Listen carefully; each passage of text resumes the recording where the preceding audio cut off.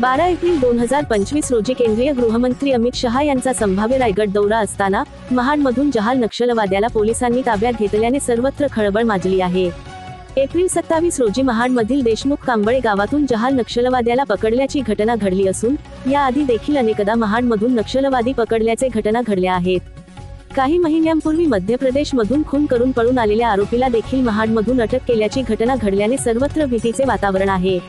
असे असताना एप्रिल 12 रोजी केंद्रीय गृहमंत्री अमित शहा महाडमध्ये एका नामांकित कंपनीच्या उद्घाटन प्रसंगी महाड येथे येणार असल्याने महाड MIDC पोलीस ॲक्शन मोडवर असल्याचे दिसून येते।